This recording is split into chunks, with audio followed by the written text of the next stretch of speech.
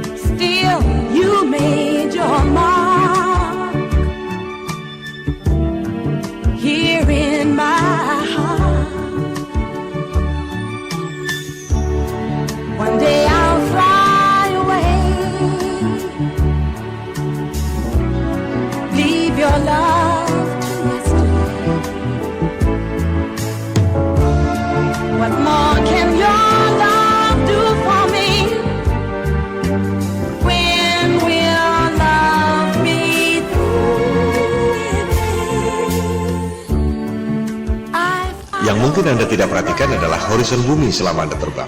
Lengkung seperti bola atau lurus dan datar. Berikut adalah time-lapse dari penerbangan Airbus 380 yang direkam pada penerbangan dari LA ke Frankfurt sejauh 9.370 km.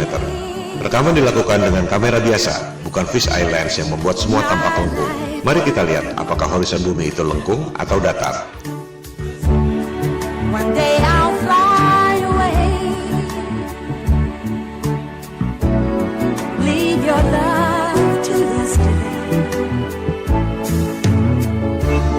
What more can your love do for me? When will love be through with me? Why live life from dream to dream and dread the day that dreaming ends?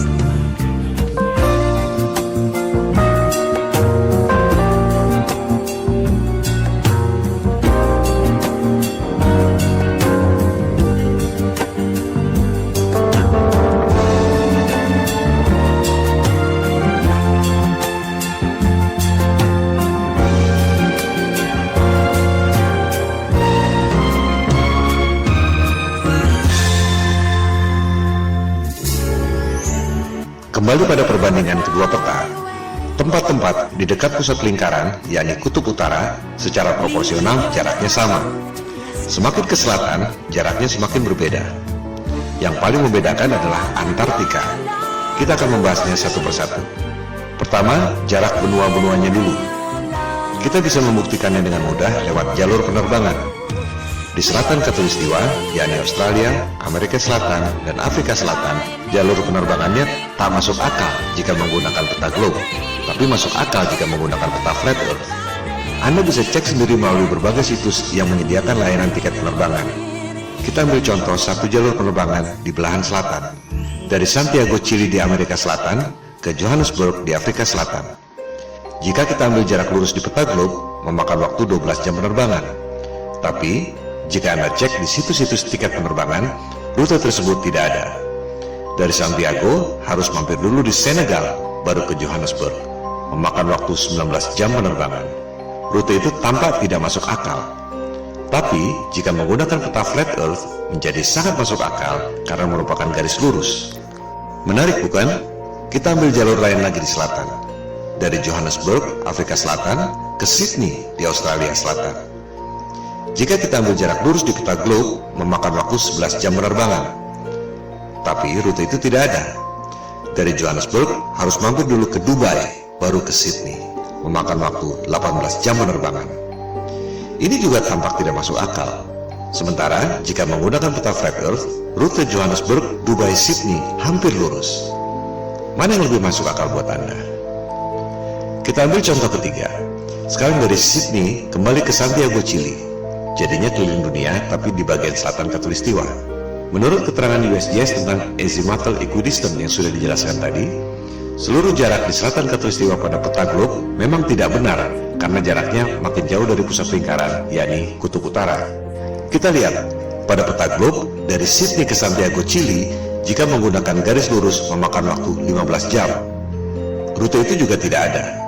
Dari Sydney, harus transit dulu ke LA, baru kemudian ke Santiago. Total 27 jam. Sangat tidak masuk akal.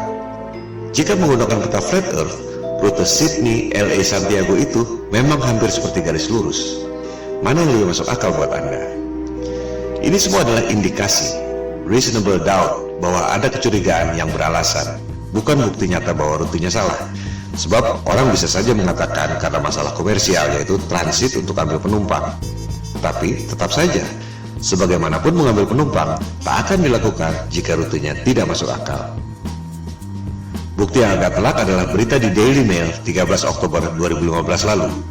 Pada penerbangan China Airlines dari Bali ke LA, seorang wanita melahirkan di pesawat pada ketinggian 30.000 kaki atau 9,2 km. Pesawat terpaksa melakukan pendaratan emergency di Alaska. Sangat mengherankan bukan? Dari Bali ke LA mendarat emergency di Alaska. Pada peta globe, rutenya seperti ini.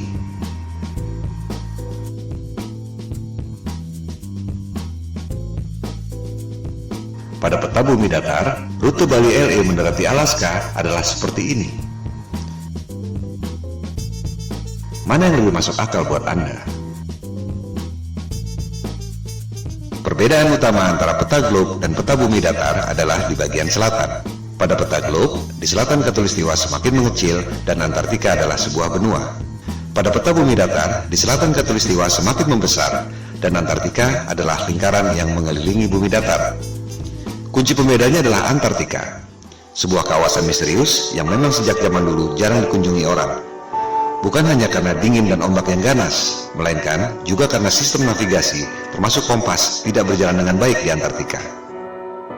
Tercatat Vasco da Gama, penjelajah asal Portugis yang dalam tanda petik menemukan Maluku dan Timur Timur di abad ke-16. Namun upayanya gagal karena cuaca buruk terus-menerus dan jarum kompas tidak menentu.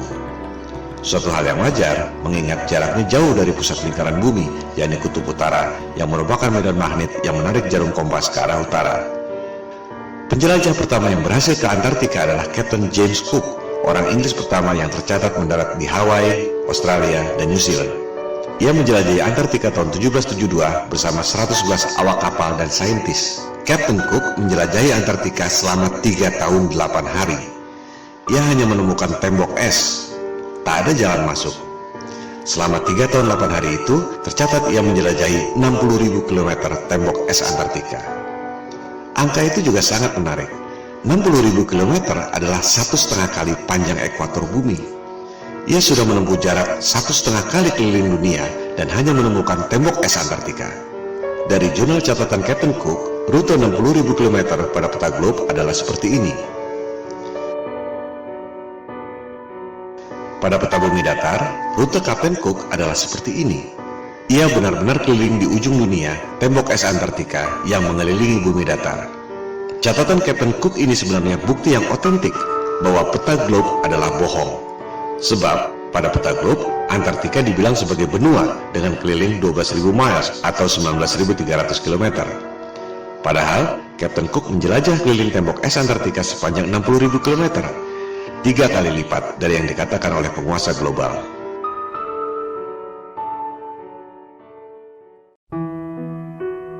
Tokoh paling penting dalam penjelajahan Antartika adalah Admiral Richard E. Byrd. Ini adalah orang yang sangat kredibel. Perwira Angkatan Laut pemegang Medal of Honor, medali tertinggi dalam militer Amerika Serikat. Ia tercatat sebagai orang pertama yang terbang ke kedua kutub, kutub utara dan kutub selatan. Byrd tercatat sebagai admiral termuda dalam sejarah militer Amerika Serikat. Ia diangkat sebagai admiral pada usia 41 tahun. Admiral Byrd pertama kali menjelajah Antartika tahun 1928-1930 dengan 2 kapal laut dan 3 pesawat udara. Byrd kembali menjelajah Antartika tahun 1934. Yang kedua kali itu, ia sendirian, 5 bulan di Antartika. Penjelajahan Antartika ketiga dilakukan tahun 1939-1940, di mana Admiral Byrd ditugaskan oleh pemerintah Amerika Serikat. Yang paling fenomenal adalah penjelajahan keempat tahun 1946-1947 setelah Perang Dunia Kedua yang terkenal dengan nama Operation High Jump. Admiral Byrd ke Antartika membawa pasukan militer lengkap, 13 kapal laut termasuk kapal induk dan 29 pesawat terbang termasuk helikopter. Ekspedisi Antartika terbesar sepanjang sejarah umat manusia sampai sekarang. Operation High Jump menimbulkan banyak pertanyaan dan spekulasi. Untuk apa membawa pasukan sebanyak itu? Ancaman apa yang mereka khawatirkan sampai harus membawa pasukan sebesar itu? Tujuan yang sesungguhnya tidak terungkap sampai sekarang. Sebagai perwira militer, Admiral Byrd tutup mulut, tak banyak bicara soal itu. Dokumentasi Operation High Jump sempat beredar. Terlihat Admiral Byrd menemukan wilayah di Antartika yang sama sekali tidak ditutupi salju, yang sangat memungkinkan adanya kehidupan.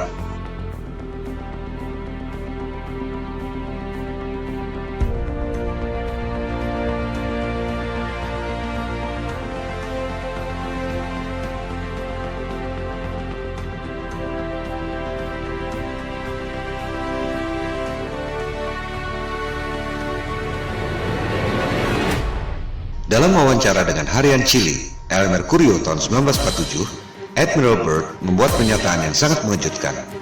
Ia mengatakan, Amerika Serikat perlu mengambil tindakan defensif terhadap serangan udara musuh yang datang dari kutub. Musuh yang mana? Mengapa dari kutub? Teka-teki yang tak terjawab sampai sekarang.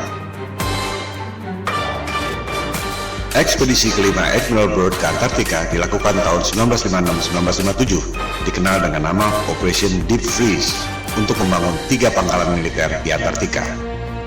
Berikut ada cuplikan wawancara TV yang langka dari Admiral Byrd tahun 1957. A television journal of the important issues of the hour. Our very distinguished guest for this evening is Admiral Richard E. Byrd. I must say that Admiral Byrd, our guest tonight, is not only our greatest living explorer, but he's been an inspiration to countless Americans. Admiral Byrd, you've been to both the North Pole and the South Pole. Is there any unexplored land left on this Earth? But strangely enough, there's left in the world today an area as big as the United States that's never been seen by a human being. And that's beyond the pole on the other side of the South Pole.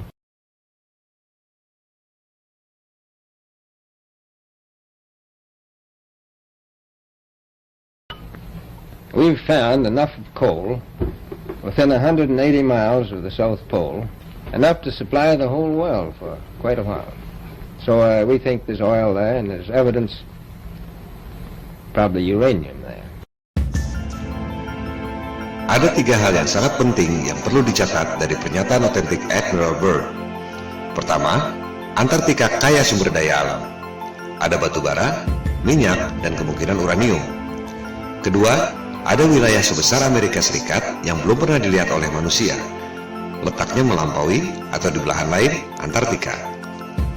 Ketiga, dari clipping koran di Chili tahun 1947 setelah Operation High Jump, dikatakan ada kemungkinan serangan udara musuh yang datang dari Antartika.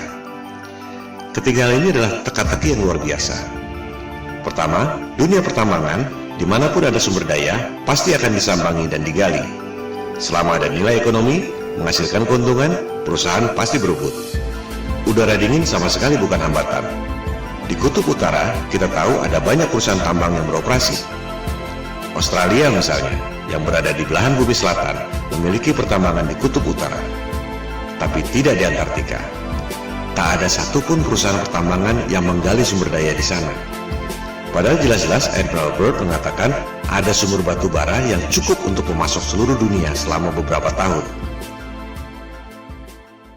Byrd checks position by the sun compass. The glacier signals the South Pole itself.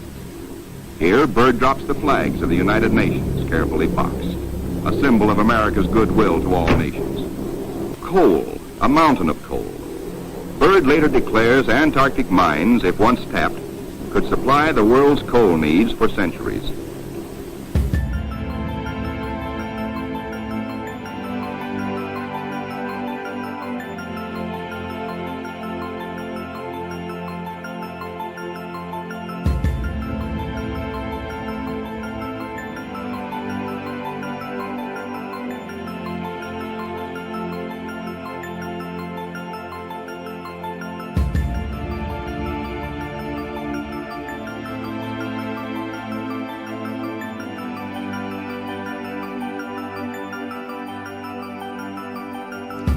Apakah ini berkaitan dengan pernyataannya bahwa ada kemungkinan serangan udara musuh dari Antartika? Musuh yang mana? Byrd menyimpan rahasia ini bersama para elit global.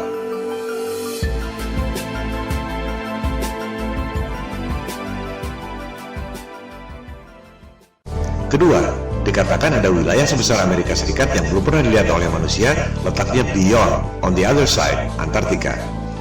Jelas sekali ia tidak bicara dengan menggunakan peta bumi globe. Sebab, jika terbang melewati Antartika, seharusnya kembali pada 3 benua yang terletak di selatan. Apakah Australia, Amerika Selatan, atau Afrika Selatan? Tapi Byrd mengatakan, jika kita terbang melewati Antartika, justru sampai ke benua lain yang belum pernah dilihat oleh manusia. Tak mungkin jika menggunakan peta globe. Sekali lagi, Admiral Byrd adalah tokoh yang kredibel. Admiral termuda sepanjang sejarah militer Amerika Serikat, pemegang Medal of Honor. Dan kita semua melihat dan mendengar sendiri dari mulutnya, bukan berita hoax atau salah terjemahan. Artinya, informasi ini adalah data yang kredibel, bahwa jika kita melewati Antartika, kita akan menemukan dunia lain, benua yang belum terpetakan. Pada peta bumi datar, yang dipetakan memang hanya sebatas tembok es Antartika yang mengelilingi bumi datar. Tak ada yang tahu apa yang ada di seberang tembok es itu. Kebanyakan orang berpikir bahwa di tembok es itu ada kubah celestial yang tidak kelihatan. Tapi, menurut Byrd, masih ada benua lain di seberang sana. Apakah ini berkaitan dengan pernyataannya tentang ancaman serangan udara musuh dari belahan Antartika? Yang sangat menarik, di Library of Congress, Perpustakaan Kongres Amerika Serikat, Anda dapat menemukan peta seperti ini. Peta itu ditemukan di sebuah kuil di Jepang yang dibuat sekitar 1000 tahun lalu. Kita lihat, yang bulat di tengah itu adalah peta bumi datar, yang juga merupakan logo PBB. Lingkaran putih adalah tembok es Antartika. Di bagian luarnya ada lusinan benua-benua sebesar Amerika. Apakah ini yang dimaksud oleh Admiral Byrd? Kalaupun benar, apakah benua-benua itu ada penghuninya? Manusia atau bukan? Itukah yang dimaksud Byrd sebagai kemungkinan serangan udara musuh dari belahan Antartika?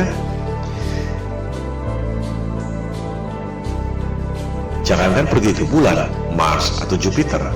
Di belahan selatan bumi saja masih banyak yang tidak kita ketahui.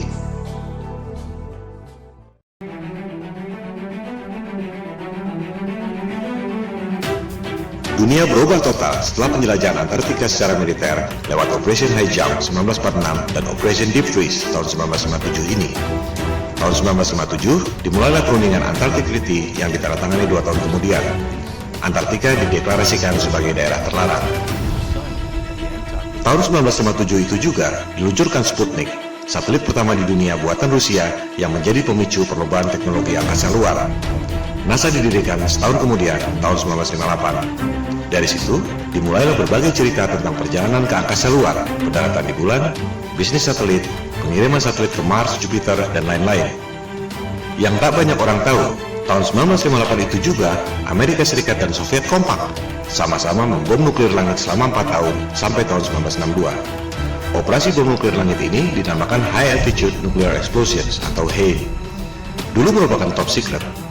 Sekarang kita bisa mengetahui detail operasi ini setelah arsip-arsip rahasia itu boleh dipublikasikan 50 tahun kemudian, yaitu 2012 yang lalu. Ini adalah 3 hal yang sangat menarik yang merubah dunia untuk selamanya. Tentu tak ada referensi yang mengatakan bahwa ketiga hal itu saling berkaitan. Sama naifnya dengan berharap tiap negara tak boleh punya rahasia militer dan strategi militer harus diumumkan lewat koran. Dunia tidak berjalan seperti itu. Kita hanya bisa mengetahui hal-hal seperti ini melalui analisis intelijen atau kecerdasan. Hanya otak intel dan detektif yang bisa mendeteksi kaitan dari berbagai indikasi yang ada. Pemicunya adalah operasi militer penjelajahan Antartika lewat Operation High Jump 1946-1947 dan Operation Deep Freeze 1956-1957. Ada wilayah baru kaya sumber daya alam, tapi tak ada yang boleh mengeksplorasi. Ada wilayah sebesar Amerika di seberang, di belahan lain, Antartika. Ada kemungkinan serangan udara lawan yang datang dari belahan Antartika. Lantas, apa yang dilakukan? Ada 3 hal. Politik, tutup Antartika melalui Antarctic Treaty 1957 yang ditandatangani 1959. Tak ada orang yang boleh lewat Antartika. Militer, Amerika Serikat dan Soviet kompak, sama-sama membom nuklir langit selama 4 tahun. High Altitude Nuclear Explosions 1958-1962. Ada tirai celestial, medan elektromagnetik, langit, atau apapun namanya yang tak mempan di bom nuklir selama 4 tahun. Propaganda, penjelajahan angkasa luar, Sputnik yang memicu berdirinya NASA. Padahal Amerika Serikat dan Soviet sama-sama tahu ada tirai celestial yang tak mempan di bom nuklir selama 4 tahun. Tak ada roket yang bisa melewatinya. Kita akan membahas ketiga hal ini secara detail dengan bukti-bukti yang otentik dan kredibel. Langkah politik menutup Antartika dan langkah militer pemboman nuklir langit dibahas pada episode 5 ini. Langkah berikutnya, propaganda penjelajahan angkasa luar dibahas pada episode 6, NASA Hollywood.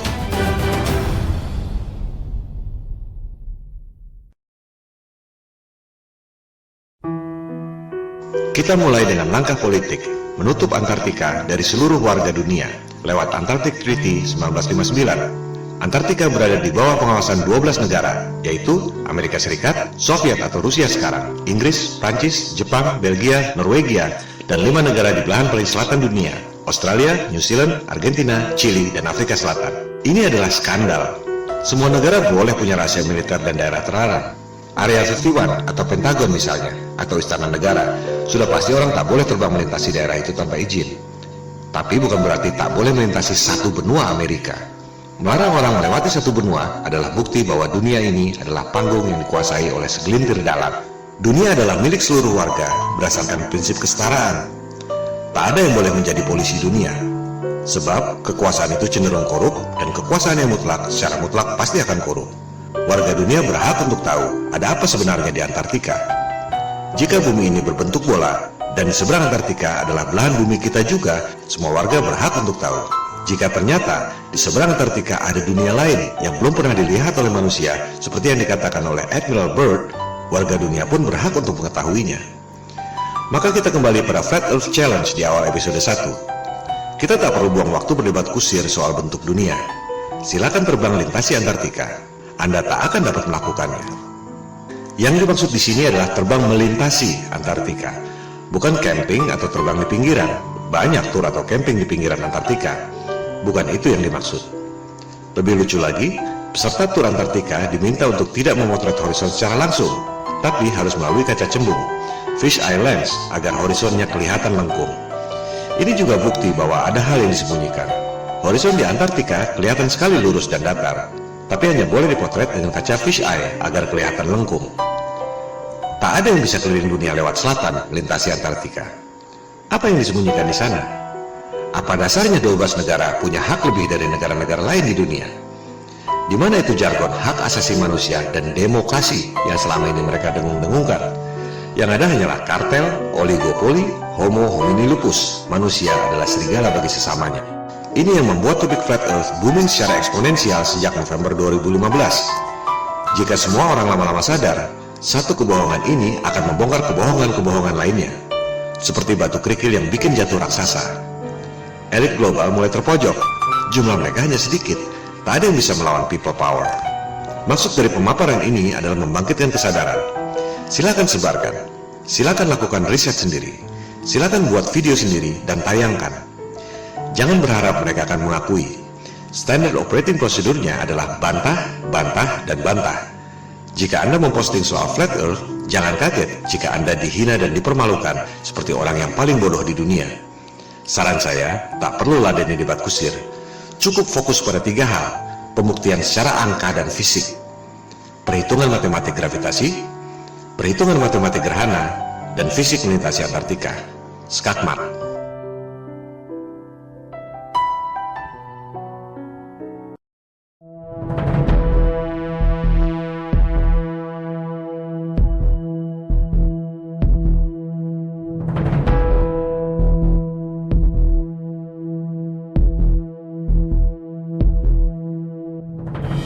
Di luar kisah-kisah drama Perang Dingin, Amerika Serikat dan Uni Soviet sebenarnya kompak melakukan operasi militer gabungan. Penjelajahan Antartika yang terakhir, Operation Deep Freeze 1956-1957 oleh Amerika Serikat dan Soviet. Tak lama kemudian, di tahun 1957 itu juga, Soviet meluncurkan satelit pertama di dunia, yakni Sputnik. Fungsi Sputnik sebagai satelit bisa dibilang tak ada apa-apanya. Sebuah bola dengan diameter 58 cm dan hanya membunyikan sinyal yang tak penting. Yang signifikan adalah roketnya. Itu adalah kali pertama manusia bisa mengirim roket sampai ketinggian 577 km. Lebih dari setengah pulau Jawa ke angkasa. Amerika Serikat menyusul tak lama kemudian, mengirim roket berisi satelit Explorer tahun 1958. Amerika Serikat dan Soviet sama-sama tahu ada sesuatu di angkasa yang sangat serius. Kita hanya mendengar sedikit lewat fenomena Van Allen belt. Ada medan radiasi yang menutupi bumi. Keadaan yang sesungguhnya jauh lebih serius dari itu. Begitu seriusnya, hingga Amerika Serikat dan Soviet sama-sama membom nuklir langit selama 4 tahun. Sebuah operasi militer yang sangat mahal yang tak mungkin dilakukan jika tidak benar-benar penting. Operasi ini disebut High Altitude Nuclear Explosions, disingkat HANE, dari tahun 1958 sampai 1962. Dulu top secret. Sekarang kita semua bisa mengakses informasi setelah rahasia tersebut dibuka ke publik 50 tahun kemudian, yakni tahun 2012 yang lalu. Kita bisa mengetahui nama operasinya masing-masing, tempatnya, waktunya, dan kekuatan bomnya. 1000 kali lebih dahsyat dari bom atom Hiroshima dan Nagasaki. Ini menunjukkan betapa seriusnya persoalan tersebut. Kita perhatikan nama-nama operasinya. Operation Dominic, Operation Fishbowl. Kita pahami dulu apa maksudnya. Melalui teknologi roket yang bisa mencapai ketinggian 577 km, Amerika Serikat dan Soviet sama-sama tahu bahwa ada tirai alias kubah celestial yang menutupi bumi. Kubah yang tidak kelihatan, tapi memiliki radiasi yang mematikan. Seperti perisai elektromagnetik dalam film Star Trek. Bahkan disebut impenetrable, tak dapat dilewati. Sungguh mengherankan, orang sampai sekarang masih percaya bisa pergi ke angkasa luar. Padahal jelas-jelas disebut ada perisai alami yang tak dapat ditembus. Ini yang dulu dikatakan oleh Ibnu Sina 1000 tahun yang lalu sebagai solid but transparent spheres, dan yang dikatakan oleh Nikola Tesla 100 tahun lalu sebagai celestial spheres. Untuk mudahnya, kita sebut saja kubah celestial atau kubah bumi. Elit global merasa kita ini seperti ikan dalam akuarium. Mereka mau menghancurkan akuarium itu dengan bom nuklir. Oleh sebab itu, operasinya disebut Operation Fishbowl.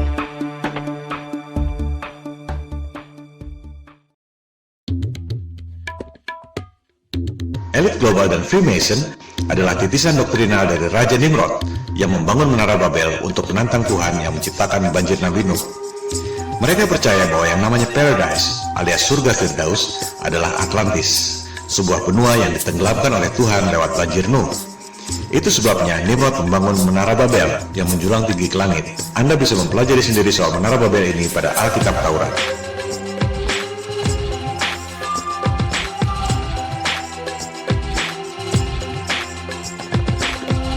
Elit global melakukan hal yang sama, Operation Fishbowl, menghancurkan akuarium alias kubah celestial yang menutupi bumi dengan menggunakan bom nuklir. Persis seperti Raja Nimrod membangun menara Babel menjulang tinggi ke angkasa untuk menantang Tuhan. Oleh sebab itu, operasi bom nuklir kubah bumi ini disebut Operation Dominic alias Operasi Tuhan. Menghancurkan akuarium kubah bumi alias Operation Fishbowl, mereka menggunakan bom nuklir yang dinamakan Thor, palu godam dewa pagan untuk memukul kubah bumi buatan Tuhan. Terakhir beredar rekaman video Operation Fishbowl tahun 1962 yang sudah boleh diakses publik setelah kadaluarsa 50 tahun. Mari kita saksikan. Anda tak akan pernah melihat hal seperti ini lagi dalam hidup Anda.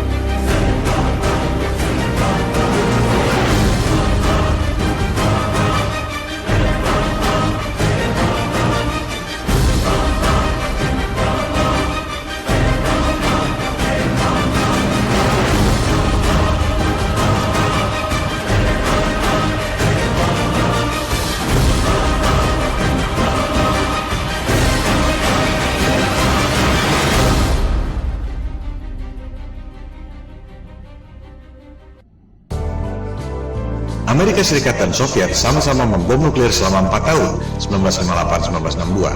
Kubah celestial tak dapat ditembus. Amerika Serikat dan Soviet sama-sama tahu tak ada yang bisa pergi ke angkasa luar.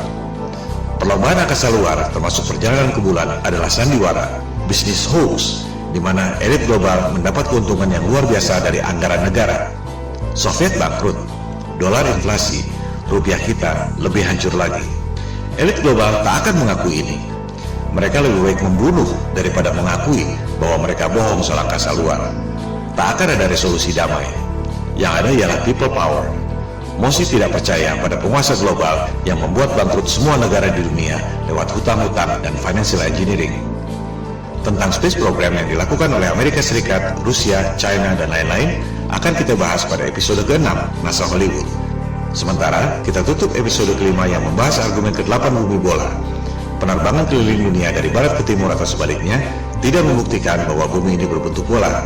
Sebab perjalanan tersebut sebenarnya adalah seperti jangka yang mengelilingi pusat lingkaran, yakni kutub utara pada bumi datar. Sebaliknya, rute Bali LA yang terpaksa mendarat darurat di Alaska karena wanita melahirkan tak akan terjadi jika buminya berbentuk bola.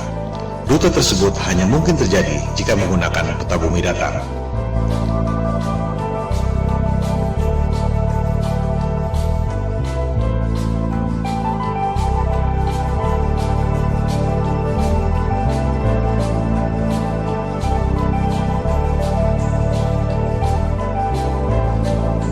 Orang bisa terbang keliling dunia dari barat ke timur atau sebaliknya.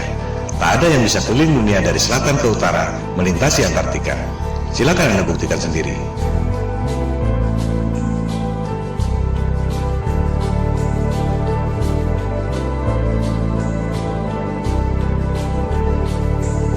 Hal ini membuktikan ada rahasia yang disembunyikan di Antartika. Antartika adalah salah satu rahasia kunci pada konspirasi bumi datar.